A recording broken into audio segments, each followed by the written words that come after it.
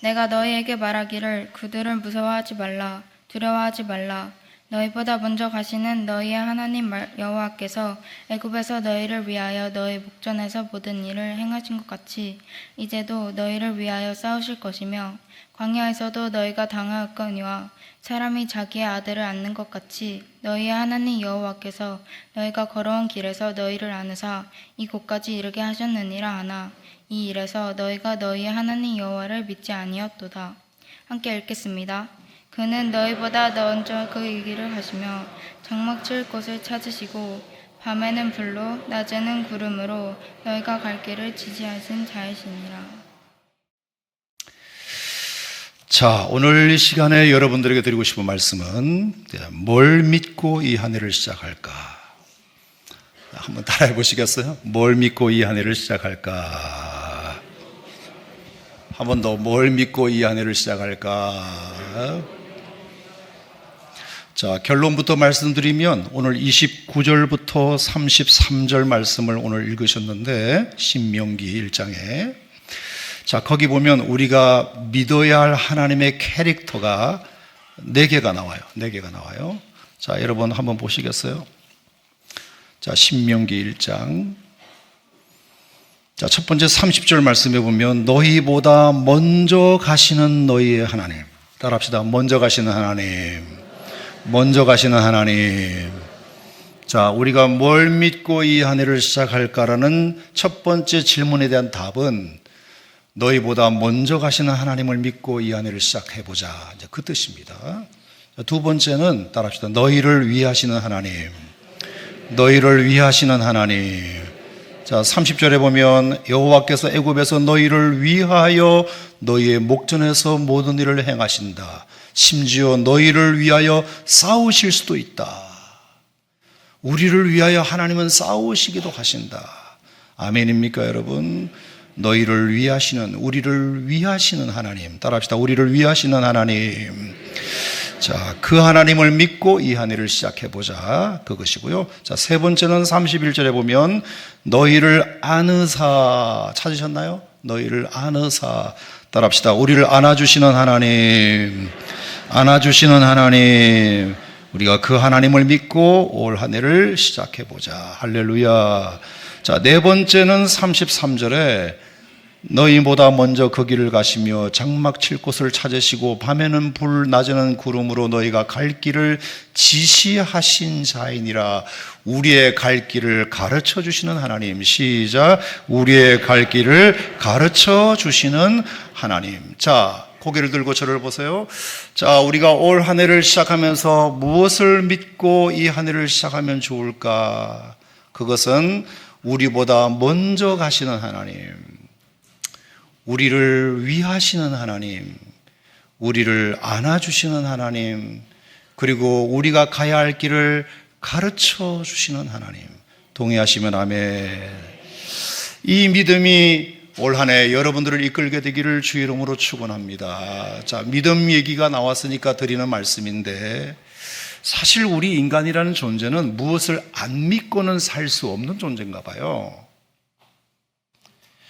굳이 무엇을 믿어보라고 강요하지 않아도, 믿음 좀 가져보라고 말하지 않아도 누구든지 사람은 자연스럽게 누군가 또는 무엇을 믿게끔 되어 있어요.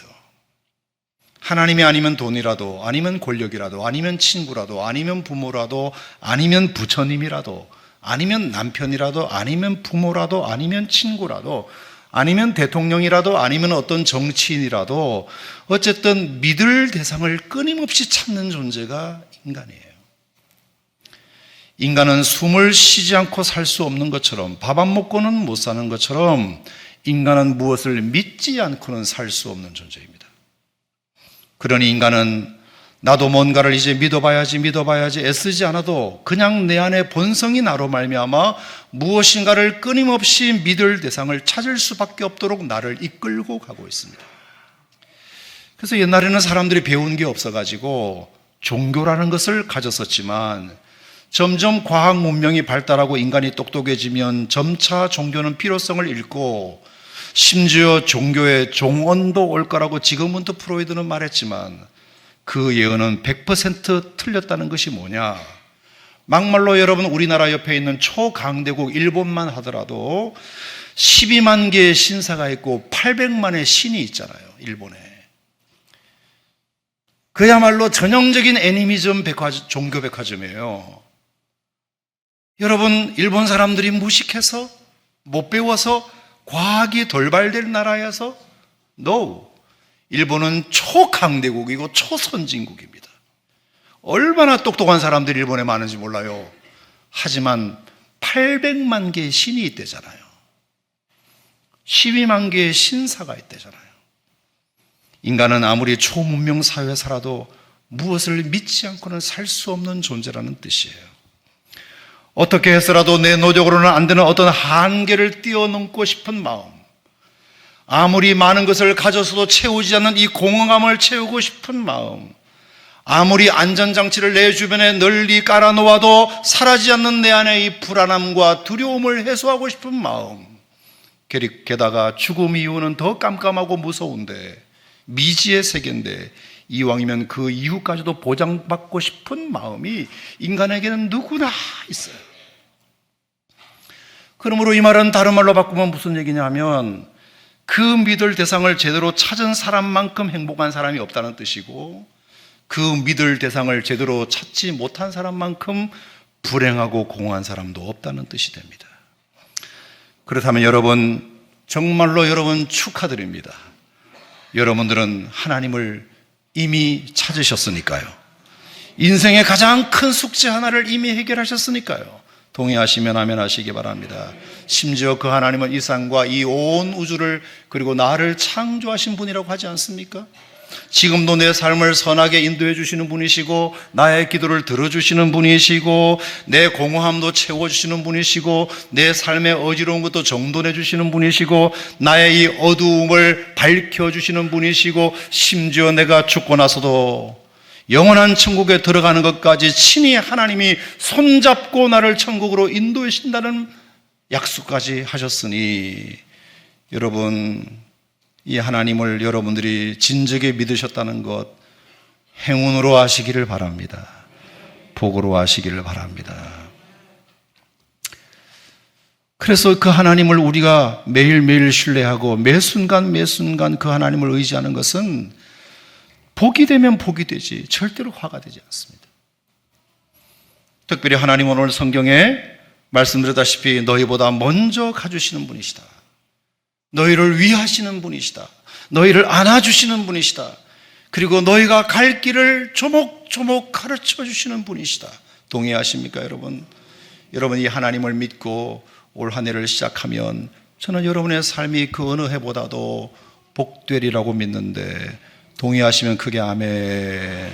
자, 첫 번째, 하나님은 우리보다 먼저 가시는 분이시다. 따라합시다. 하나님은 먼저 가시는 분이시다. 자, 여러분, 반칠환 시인이라고 여러분 아마 그 재밌는 시를 쓰시는 분 중에 한 분을 알고 계실 텐데 새해 첫 기적이라는 그런 재밌는 시를 그분이 쓰셨잖아요. 황새는 날아서 말은 뛰어서 거북이는 걸어서 굼벵이는 굴러서 모두 한날 한시에 새해 첫날에 도착했답니다. 더 재밌는 것은 그 다음 구절인데 바위는 그냥 앉은 채로 도착해 있었다.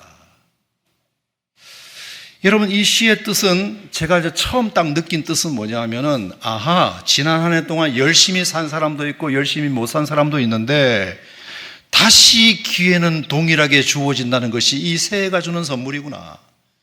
열심히 산 사람이나 열심히 못 산 사람이나 일단 1월 1일 출발선상에 다 같이 있는 거잖아요. 아, 하나님이 다시 리셋하시고 새 출발의 기회를 동일하게 주시는 거구나. 아, 이게 되게 감동이 되었습니다. 하지만 저는 이 시를 보면서 또 다른 느낌이 들었는데 그게 뭐냐 하면은 날개 달린 황새보다 발 달린 거북이보다 날개도 발도 없는 바위가 제일 먼저 도착해 있었다. 여러분, 이건 참 이상하죠? 날개 달린 황새가 먼저 바위보다 훨씬 앞서가야 되는데 심지어 거북이보다 더 앞서가야 되는데 어떻게 바위가 먼저 가 있냐? 우리 하나님도 아무리 인간이 날고 뛰어도 아무리 날고 뛰는 우리보다 언제나 하나님은 바위 같아서 앞서가 계시구나. 우리 눈에야 아무것도 하지 않는 듯 보이지만, 움직이지 않는 듯 보이지만, 하나님은 우리가 움직이지 않는 모습을, 하나님은 우리의 눈에는 그렇게 보지 못했지만 하나님은 어느 순간 훅 가 계시고 훅 가 계시고. 여러분 시편 23편에 보면은 여호와는 나의 목자시니 내가 부족함이 없으리로다. 그가 나를 푸른 풀밭에 누이시고 쉴만한 물가로 인도하신다 그랬거든요. 자, 여러분 이 말의 의미는 양떼를 먹이는 목자들에게서 이제 다윗이 보고 쓴 거잖아요. 자, 어떻게 하나님이 우리의 목자면 부족함이 없느냐? 왜? 그분은 우리를 푸른 풀밭으로 인도하시는 분이시기 때문이다. 자, 제가 들은 바에 의하면 목자가 적어도 양떼들에게 푸른 풀밭을 제공하려면 어떻게 하느냐 하면은 하루 종일 이제 풀을 뜯어서 이렇게 먹이고 이렇게 양을 돌보다가 저녁이 되면 이제 우리에 가두어 가지고 울타리에 이렇게 보호를 하잖아요. 그러면 이제 양들이 이제 잠자도록 이렇게 합니다. 자, 그러면 목자는 그때부터 양들이 다 자고 울타리 안에 잘 들어있는 것을 확인하고부터 목자는 새로운 일을 그 밤에 시작하는 겁니다. 그게 뭐냐? 내일 이 친구들에게 뜯어 먹혀줄 풀밭을 그 밤에 찾아 나서는 겁니다. 그 밤에. 그래서 하루 정도 걸어갈 수 있는 거리 내에서 이제 푸른 풀밭을 찾아요.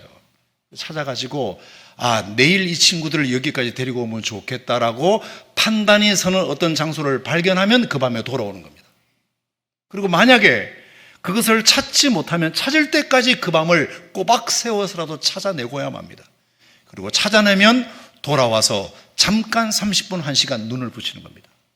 그러므로 양의 입장에서 볼 때 새벽에 눈을 떴는데 목자가 옆에서 자고 있다? 그러면 목자도 그냥 잘 자고 있네 이렇게 생각하면 안 되고, 우리가 자고 있는 지난밤 목자는 어딘가 다녀왔구나, 그리고 오늘 우리가 먹어야 할 푸른 풀밭을 이미 확보해 놓으셨구나, 이것을 믿으면 되는 겁니다. 목자가 자고 있다는 의미는 그런 의미입니다. 목자가 게을러서 디비 자고 있는 것이 아니라 목자가 자고 있다는 것은 그만큼 내일의 것이 준비되었다는 뜻입니다. 그러므로 하나님이 우리의 목자시면 부족함이 없습니다. 아멘입니까 여러분? 그래서 바위처럼 아무것도 움직이지 않는 하나님처럼 보여도 하나님은 벌써 다 가 계신다. 이미 다 답사하고 오셨다. 할렐루야. 쉴만한 물가도 마찬가지예요. 여러분 양들은 흐르는 물은 못 마십니다. 무서워서. 반드시 고여있는 물을 마셔야 돼요. 자, 그러면 목자가 흐르는 물을 발견하다고 칩시다. 그러면 이걸 고여있는 물로 만들려면 어떻게 하면 되죠? 옆에 있는 큰 바위나 이 돌 같은 것을 물에다가 빠뜨려야 됩니다. 빠뜨려서 어느 정도 절반 정도 고여있는 물로 만들어놔야 양떼들이 마실 수가 있어요. 그러면 지난밤에 목자는 뭘 했다? 혼자 가가지고 흐르는 물에다가 돌 집어넣었다. 그래서 어느 정도 반틈 정도는 이렇게 고여있는 물을 비스듬하게 만들어 놨다. 그래서 오늘 이 친구들이 가서 편안하게 물을 마실 수 있도록. 여러분 시편 23편은 그냥 쓰여져 있는 것이 아니고요, 목자의 체험담을 그대로 거기다가 적어놓은 겁니다. 여호와는 나의 목자시니 그래서 부족함이 없습니다. 우리가 자고 있는 오늘 밤에도 주님은 푸른 풀밭을 먼저 확인하고 오셨고, 그리고 고여있는 물을 만들기 위해서 돌 몇 개를 그 밤에 지어다가 거기다가 물을 막아놓고 오셨다는 뜻이기 때문에 하나님은 언제나 우리보다 앞서 가신다는 것이 얼마나 우리에게 위로가 되고 힘이 되냐. 동의하시면 아멘. 자, 여러분 이것이 오늘 올 한 해를 시작하는 여러분들에게 어떤 교훈이 될까요? 하나님이 360일 남은 여러분의 인생도 우리는 안 가봤지만 하나님은 이미 다 가보시고 답사하실 분이시니까 하나님은 그 인도 따라 우리가 가면 부족함이 없도록 하나님이 이것을 다 예비해 놓으셨구나. 할렐루야. 요단강을 건너서 가나안 땅에 들어가는 너희도 마찬가지다. 너희는 안 가봤지. 하지만 나는 가봤어. 어떻게 그 땅을 누구누구에게 분배할지 이미 나는 다 구상이 서 있어. 내가 답사해봤으니까 걱정하지 마. 내가 이제 가이드 해줄게. 여러분 그것이 요단강을 건너서 이제 가나안 땅으로 들어가는 이스라엘 백성들에게 주시는 하나님의 안전장치입니다. 하나님이 너희보다 먼저 가신다는 말은 그런 뜻이에요. 2025년 한 해 여러분 뭘 믿고 이 한 해를 시작하시겠습니까? 제가 추천드립니다. 여러분의 인생보다 먼저 가시는 하나님을 믿고 이 한 해를 시작해 보시기를 축복합니다. 자, 두 번째, 우리가 뭘 믿고 가야 되냐? 너희를 위하시는 하나님. 우리를 위하시는 하나님. 심지어 하나님이 누구랑 싸우실 분이 아니시지만 우리를 위해서라면 싸우기까지 하시는 하나님.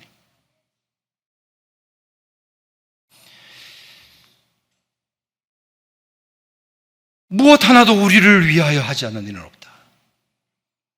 우리가 좋은 일이든 아니면 우리가 힘든 일을 만나든, 좋은 일은 보통 우리가 하나님이 하셨다고 우리가 말 안 해도 그냥 고백을 하죠. 아, 하나님이 하셨구나. 근데 우리에게 안 좋은 일이 생기면 그건 하나님이 왜 이러셨어요? 라고 묻지, 하나님이 하셨다라고 잘 고백을 안 하잖아요.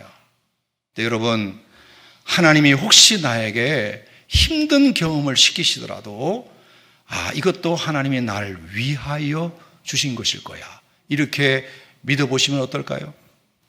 자, 제가 한번 지도를 보여드리겠는데, 자, 이스라엘 백성들이 출애굽을 할 때 말입니다. 저 왼쪽 동그라미가 이제 이집트 땅이잖아요. 람셋이라는 곳에서 오른쪽 끝에 있는 가나안 땅으로 가는 거예요. 자, 그러면 여러분 삼척 동자가 봐도 어느 길이 빠른 길인지는 뻔해요. 제일 위에 있는 저 길이에요. 두 주면 간대요, 두 주면. 그러면 하나님도 좋고 백성도 좋으려면 저 길로 가는 것이 맞아요. 근데 성경에 보면 하나님의 저 길로 인도하지 않고 아랫길로 인도하셨어요. 아랫길로. 먼 길을 돌아서 뱅글뱅글 돌리시면서 40년 걸려서 가나안 땅에 이르게 하셨어요. 두 주면 갈 것을 40년 걸리게 하셨어요. 내가 볼 때 하나님이 잘못했다고 생각이 들죠. 이게 도대체 우리를 위한 일인가 생각이 들죠. 왜 편한 길을 놔두고 저렇게 우리를 고생시키시나? 이건 하나님이 우리를 위한 것이 아닐 거야. 근데 여러분, 제 얘기를 한번 들어보세요.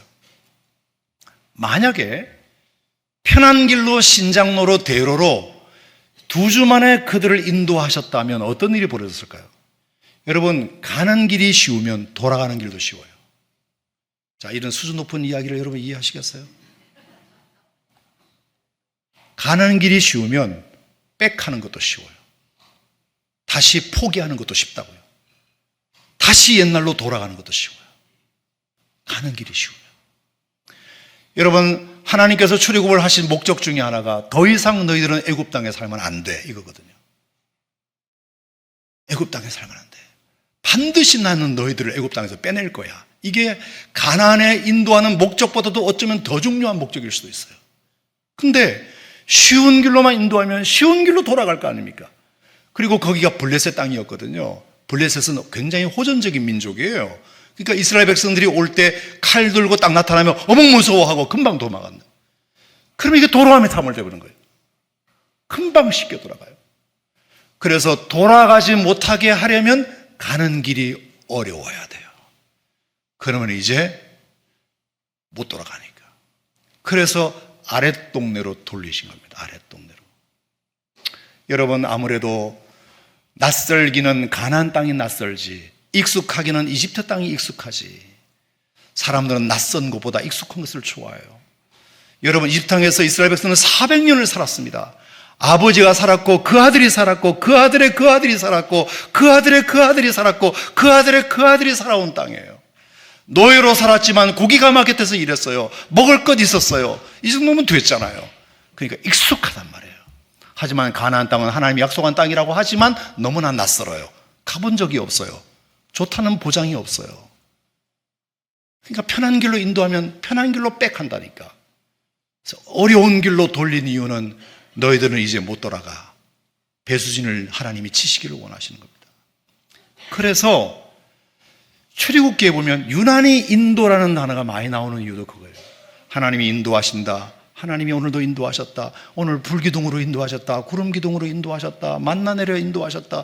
하나님이 계속 인도하셨다를 말하고 있는 것은 그 어려운 길을 들어가 봐야 하나님이 인도하신다는 것이 무엇인지를 체득하기 때문에, 몸으로 느낄 수 있기 때문에. 넓게 펼쳐진 신장로로 다니면 하나님의 인도가 뭐고 필요 없어요.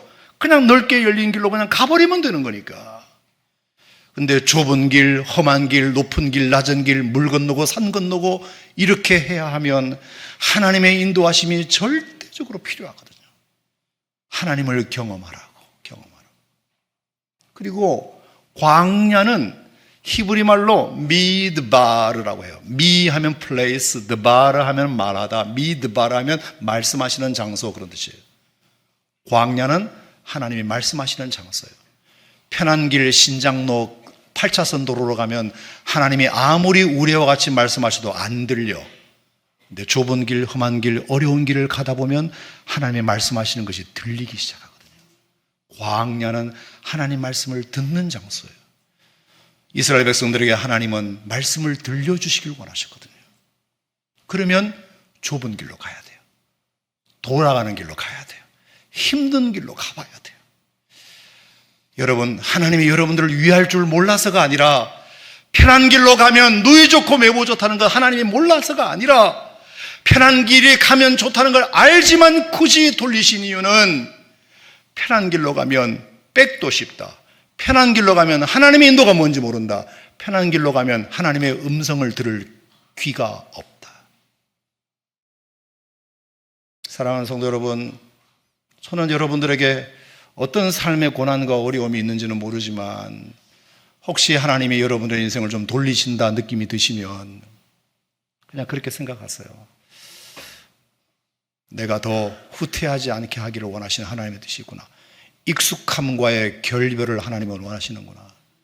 그리고 하나님의 인도가 뭔지를 경험시키기를 원하시는구나.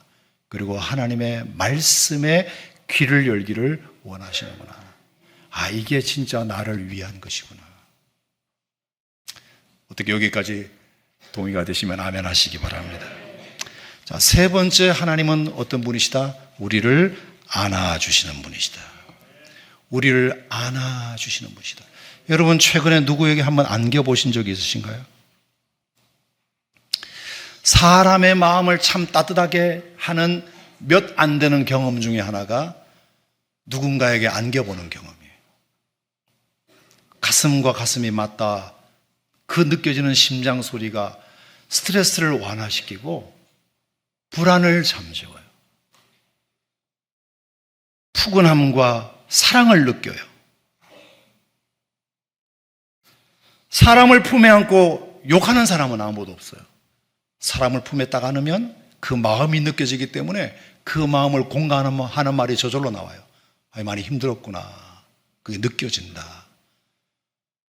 그래, 고생 많이 했다. 그래, 내가 너를 좀 알 것 같다. 저절로 그렇게 돼요. 안기면 그게 느껴져요. 하나님이 우리를 안아주신 이상 하나님은 절대로 여러분을 야단치지 않으시고, 수고했지? 알아. 느껴져. 괜찮아. 잘 될 거야. 여러분, 올 한 해 우리가 뭘 믿고 이 한 해를 시작하고 싶으세요? 하나님이 올 1년도 여러분을 안아주신다는 사실을 믿고 시작해보세요. 그 따스함을 느껴보세요. 하나님의 그 심장 소리를 들어보세요. 그리고 사람이 누군가에 안기면 말입니다, 그때부터 어떤 일이 벌어지냐면 내가 할 일이 없어요. 자, 아빠가 아이를 안고 가잖아요. 그럼 아이는 안 걸어도 아빠가 대신 걸어가줘요. 그래서 신명기 8장 4절에 보면 이런 말씀이 있어요. 이 40년 동안에 너희들의 발이 부르트지 않고 너희의 의복이 해지지 않았다. 이런 말이 나와요. 자, 이스라엘 백성들이 광야 40년을 걸었음에도 불구하고 의복이 헤어지지 않았다. 발이 부르트지 않았다. 여러분, 어떻게 이것이 가능하죠? 그 척박한 광야, 센 바람이 부는 그 광야를 40년 걸었으면 발이 부르터도 몇 번을 부르터야지. 옷이 헤어지고 낡아져도 몇 번을 그렇게 해야지.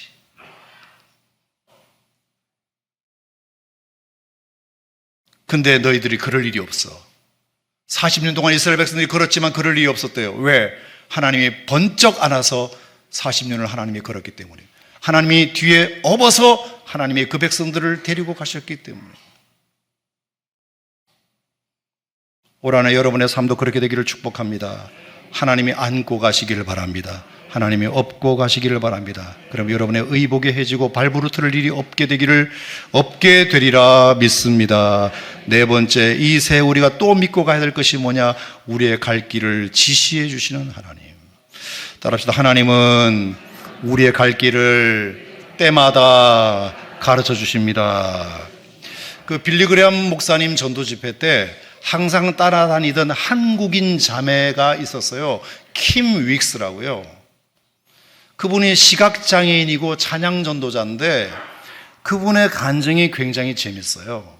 뭐라고 말했냐면은, 저는 아시다시피 시각장애인이기 때문에 많은 분들이 저를 잘 부축해 주시는데 지금까지 단 한 번도 저를 부축해 주신 분 중에 자매님 1km 전방에 뭐가 있으니까 조심해요, 이렇게 말해주는 분이 한 번도 없었대요. 자매님 저 100m 전방에 뭐가 있으니까 조심해요, 이렇게 말해주는 사람이 한 명도 없었대요. 뭐라고 다 자기한테 말했냐면, 자매님 지금 한 걸음 바로 앞에 계단이 있어요. 계단. 오른발을 들어요. 자, 왼발을 들어요. 이렇게 해줬대요. 자매님 지금 2걸음 앞에 물 웅덩이가 있네. 우리 오른쪽으로 돌아갑시다. 자, 오른쪽으로 100m 앞에, 1km 앞에 어떤 일에 대해서는 누구도 말해준 적이 없대요. 그냥 1걸음, 2걸음, 3걸음 앞에 일만 얘기해 줬는데 어느새 자기가 10km를 와 있더래. 어느새 100km를 와 있더래. 자기가. 사람이 무슨 원대한 계획이 필요한 것 같죠? 10년 뒤, 20년 뒤에 내가 뭘 해먹을까? 이게 중요할 것 같죠? 중요하지 않다는 뜻은 아니지만 그보다 더 중요한 것이 있어요. 오늘 내가 어떻게 살까? 이거예요. 여러분, 저도 하나님을 믿어보지만 하나님이 10년 뒤에 뭐 할지에 대해서는 가르쳐 주지 않더라고요, 잘. 근데 하나님이 가르쳐 주시는 건 있어요. 종훈아, 네가 오늘 요거 했으면 좋겠어. 내일 아침에 일어나면 요거 좀 하면 좋을 것 같아. 요거는 확실히 가르쳐 주세요. 말씀을 통해서 기도하면 하나님이 가르쳐 주세요. 그러면 그거 순종하면 돼요. 그거. 오늘 아침에 일어났는데 눈이 내리네요. 교회를 갈까 말까. 그래도 오늘 1월 첫 주 예배인데 가야지 라고 말씀해 주시잖아요. 그게 한 걸음이에요. 그러면 알겠습니다, 가면 돼요. 그거예요. 여러분이 지금 그게 필요하지. 계단을 올라가는데 어르신 한 분이 어렵게 계단을 올라가고 계세요. 야, 지금 어르신이 계단 올라가니까 빨리 네가 가서 좀 부축해드리면 어떻겠니? 그거만 하시면 돼요. 내일 신년 말씀 축제를 하신단다. 5일 동안 나 바쁠 것 같은데, 힘들 것 같은데, 이러지 말고 일단 이틀부터는 냅두고, 그래, 그러면 내일 첫날이라도 일단 한번 가보자. 첫날이라도. 아멘을 안 하시는 이유가 뭐죠? 여러분, 그런 인도는 하나님이 해주십니다. 마음을 주신단 말이에요. 그럼 그 마음을 따라서 한 걸음 한 걸음 시각장애인이 인도받듯이 가면 어느새 여러분이 10km를 가 있고 20km를 가 있고 인생의 목적지까지 가 있다는 것을 발견하게 될 거예요. 하나님이 여러분들의 갈 길을 지시해 주시는 분이십니다. 가야 할 길을. 자, 그런 점에서 오늘 이 본문 말씀은 너무 안타까운 게 뭐냐? 자, 이 신명기 1장 말씀에 하나님이 뭐라고 지금 되게 기분이 나쁘셨느냐 하면 32절을 우리 같이 읽어볼까요? 자, 1장 32절. 자, 옆에 성경을 우리 아이들에게도 좀 같이 읽혀주세요. 자, 32절. 1장 32절 시작. 이 일에 너희가 너희 하나님 여호와를 믿지 아니하였도다. 자, 이게 가데스 바네아라는 곳에서 일어난 일이거든요. 자, 지도를 또 보여드릴게요. 가데스 바네아. 자, 저 동글뱅이가 가데스 바네아예요. 가데스 바네아. 자, 이스라엘 백성이 여기까지 왔어요. 자, 이제 짧은 화살표로 조금만 가면 가나안 땅이에요. 조금만 가면. 그래서 이제 모세가 12지파의 수장들을 불러가지고 12지파의 수장들에게 이제 명령을 했어요. 자, 이제 곧 우리가 가나안 땅에 이제 가게 될 텐데 저 가나안 땅에 너희가 미리 좀 가가지고 그 땅이 얼마나 좋은 땅인지 좀 보고 와라. 그리고 우리가 어느 길로 들어가면 좀 효과적으로 들어갈 수 있겠는지를 좀 미리 정탐을 하고 오면 좋겠다. 자, 그런 이제 미션을 줘서 12명을 보냈단 말이야. 그래서 12명이 왔어요. 와서 하는 말이 이게 이제 가관이에요. 정확하게 10대 2로 딱 나눠줬어요. 10명의 얘기는 뭐냐? 가보니까 땅은 고사하고 절대로 우리가 그 땅을 칠 수 없는 땅이더라. 아낙 자손이라고 거대한 네피림의 후손이 3m가 되는 장대 같은 사람들이 거기 진을 치고 있는데 우리가 어떻게 들어가냐? 우리는 그들에 비하면 메뚜기와 다름없다. 와, 애굽에 매장지가 없어서 우리를 여기까지 와서 죽일 셈이냐? 이렇게 10명의 지파의 수장들이 그렇게 말하니까 12지파가 정탐하고 온 소식을 정말로 들으려고 준비하고 있던 사람들이 그 얘기에 마음이 한 방에 무너집니다. 그렇게 해놓으니까 여호수아와 갈렙 2명이 아무리 떠들어도 아닙니다. 우리가 가보니까 정말로 젖과 꿀이 흐르는 땅입니다. 하나님이 정말로 우리와 함께 하시면 능히 우리가 그 민족을 칠 수 있을 줄로 믿습니다. 하나님 우리와 함께 하시면 됩니다라고 아무리 떠들어도 숫자도 10대 2에다가 그리고 사람들은 죄성이 있어가지고 긍정적인 얘기보다 부정적인 얘기에 훨씬 마음이 가거든요. 1대1로 좋은 말하고 나쁜 말해도 나쁜 말에 더 귀가 기울여지는 사람이 우리 습성이에요. 아주 못된 습성이 있어요, 우리한테. 근데 10대2잖아, 10대2. 이건 뻔한 거예요. 2명이 아무리 얘기해도 사람들은 10명의 정탐꾼의 말이 더 실제적이겠지. 아무래도 다수결이 맞겠지. 더 현실적이겠지.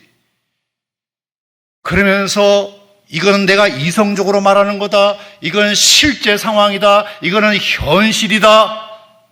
내가 언제 틀린 말 한 적 있냐? 이렇게. 내가 언제 맞는 말 했지 틀린 말 한 적 있냐? 여러분, 이 틀린 말 한 적 없는 맞는 말이 공동체를 흐린다는 사실을 여러분은 아시잖아요. 여러분, 두 사람이 이렇게 싸우는 걸 제가 보면은 한 사람은 틀렸고 한 사람은 맞기 때문에 싸우는 걸 한 번도 못 봤어요. 왜 싸우느냐? 둘 다 맞기 때문에 싸우는 거예요.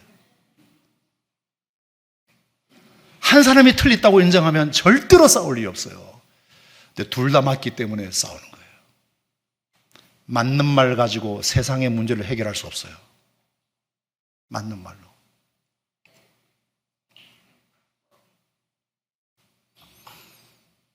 너무 하나님이 화가 났어요. 그래서 이렇게 갈 길을 저렇게 빙글빙글 돌면서 이제 들어가게 됐는데, 자, 지금부터 제가 하는 얘기를 잘 들어보세요. 자, 그 다음 지도를 보시면, 자, 그래서 라암셋에서 홍해까지 오는데 2개월 정도 걸렸거든요. 2개월. 금방 왔어요. 자, 그리고 홍해를 건너가지고 시내산까지 오는데 한 2개월 걸렸어요. 자, 그리고 시내산에서 머문 기간이 한 11개월 정도 돼요. 11개월. 그리고 시내산에서 가데스 바네아까지 오는데 한 2개월 걸렸어요. 자, 여기까지 몇 개월 걸렸죠?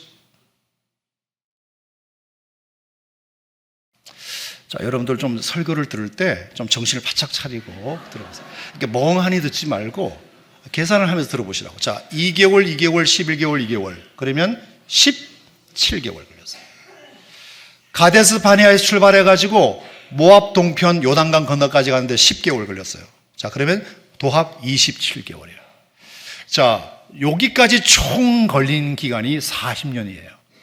근데 우리가 계산해 보니까 27개월밖에 안 걸렸잖아. 그럼 나머지 37년 9개월은 가데스 바네아에서 뱅글뱅글 오도 가도 못하고 맴돌았다는 뜻이에요. 37년 9개월을 가데스 바네아에서 허비했어요. 자, 뭘 허비했느냐? 이스라엘 백성들이 출애굽한 인원이 장정만 60만 명이라고 그랬어요. 자, 그러면 60만 명 중에서 20명은 총각이고 40명은 아저씨라고 칩시다. 40만 명은. 그러면 아저씨들은 결혼했으니까 부인이 있을 거 아니에요. 그럼 80만 명, 도합 100만 명이에요. 자, 어른이 100만 명이라고 쳐요. 37년 9개월을 일수로 계산하면 13,775일이에요.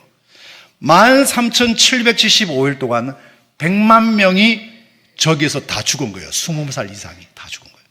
계산해 보니까 하루에 72명이 장례를 치렀어요. 이제 가면 언제 오나 어야디야 오는 날이나 알려주소야. 여러분, 저도 시골에 살 때 상여가 하나 나가면 하나만 나가잖아요. 하나만. 한 달에 하나만 나가도 마을 전체가 우울해요. 우울해요.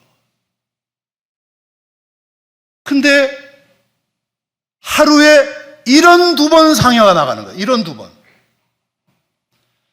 상여가 72번 나간다고 생각해 봐봐요. 이 오산 시내에 24만 명이 사는 이 세계에 상여 소리가 72번 들린다고 생각해 봐요. 이 도시 분위기가 어떨 것 같은지.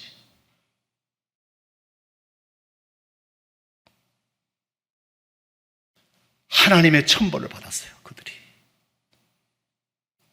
하나님에 대하여 분명한 믿음을 가지고 지금까지 하나님이 20몇 개월 동안 가데스 바네아까지 오는 동안 하나님이 홍해도 건너게 해주시고 만나도 먹여주시고 불기둥 주시고 구름기둥 주시고 말씀 주시고 전쟁과 싸워서 이기게 해주시고 하나님이 별의별 은혜를 여기까지 다 주셨는데 그 10명의 정탐꾼의 몇 마디에 백성들 전체가 돌을 들어서 모세를 때려 죽이려고 했잖아요.